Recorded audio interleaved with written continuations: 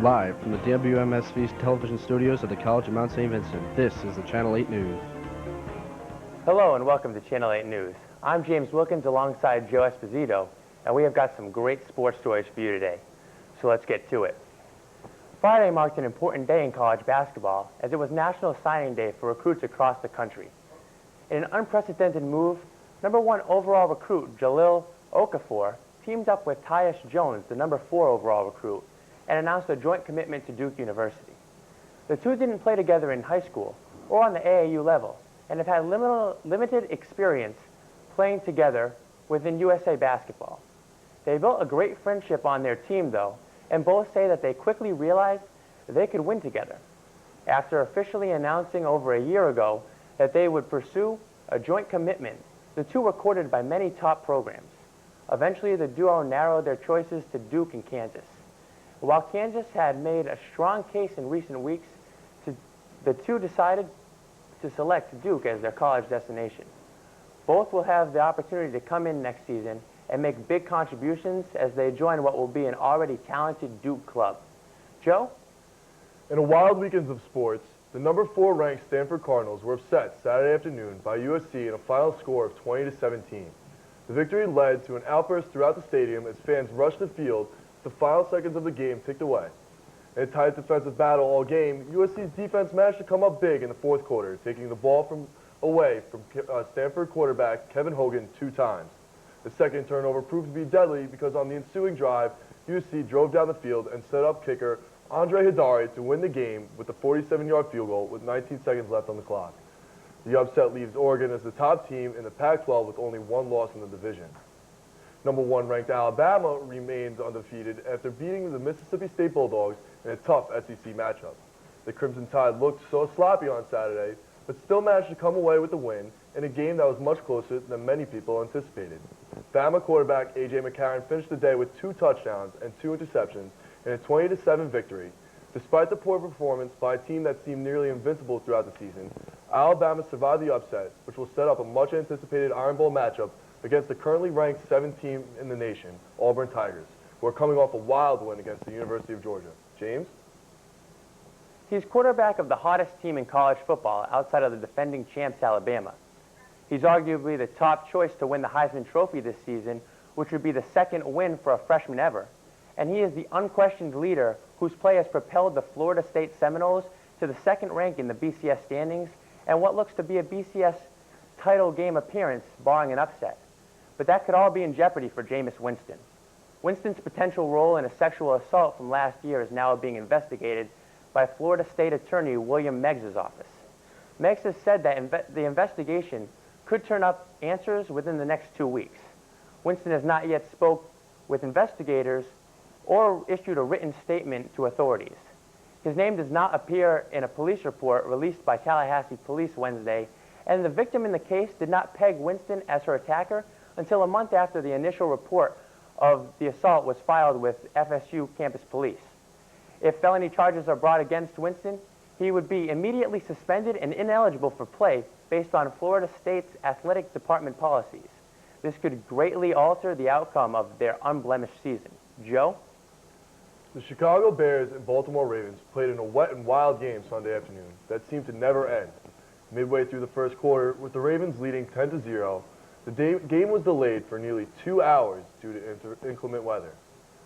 After the delay, two teams took the field and played a well-fought game that wound up going into overtime. On the Bears' first possession of the overtime, quarterback Josh McCown would throw a bomb downfield that would lead to a game-winning kick from 38 yards out by kicker Robbie Gould. The defending champs dropped to 4-6 on the season and will host the New York Jets next Sunday, while the Chicago Bears are in a hard-fought battle for the first place in the NFC North and will look to beat the St. Louis Rams on the road next Sunday. James? Now to the Eagles, who could move to 6-5 with a win over RG3 and the Redskins. And here's Nick Foles with a handoff to LaShawn Shady McCoy for an easy score. And look at this, it's a 24-0 beating. But wait, here comes Griffin scrambling around, and he finds fullback Darrell Young down the sideline, and he takes it to the house for a 62-yard score, his only catch on the day. And Griffin's happy. The team goes for a 2-point conversion to make it 24-8. Now Griffin rolling to his right on the play action, and whoop! Aldrick Robinson falling down with the circus touchdown catch, 41 yards. Let's go for two again. Griffin dives in for the conversion, and suddenly it's a one-score game. Now, 3rd and 1 from the 18, and RG3 is running in the wrong direction. Don't throw it, Robert. Oh, he threw it.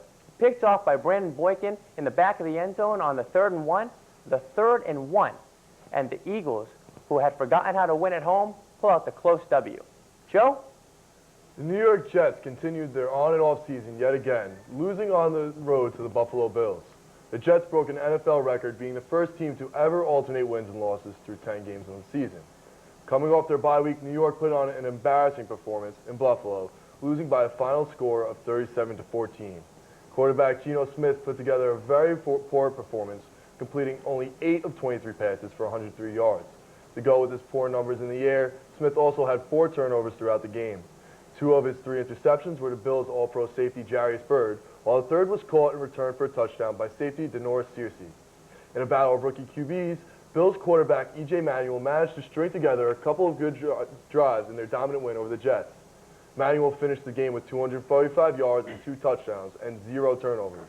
The Jets will look to bounce back next week and keep their AFC playoff hopes alive when they travel to Baltimore to take on the reigning Super Bowl champs in the Ravens, while the Bills will look to carry their momentum into Atlanta to take on the Falcons.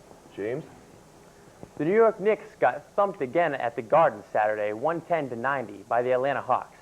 The loss was New York's 5th consecutive loss at Madison Square Garden and dropped them to a dismal 3-6 on the season. Defensively, the effort was poor once again. While they didn't allow a 20-point score, they did allow 8 Hawks players to score in double figures on the night. Their offense wasn't much better as they got little production from players not named Carmelo Anthony.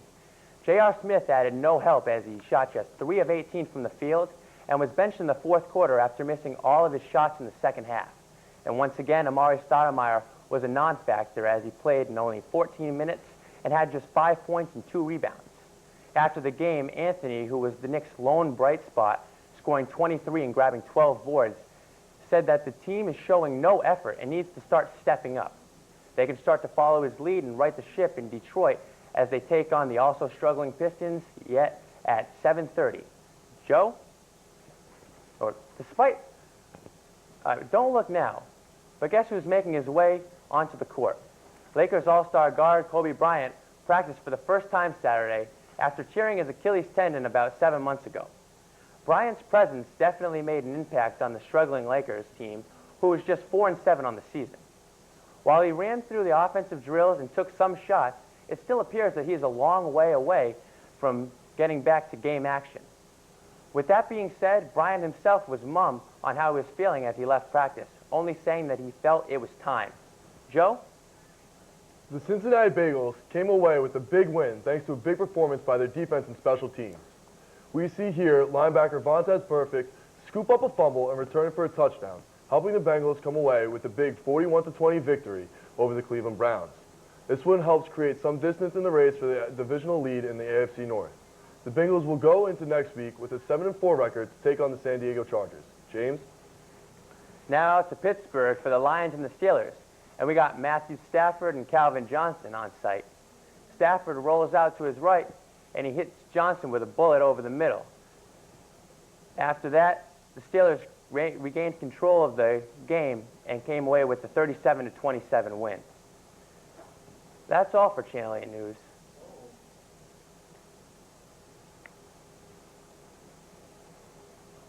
That's all for Channel 8 News.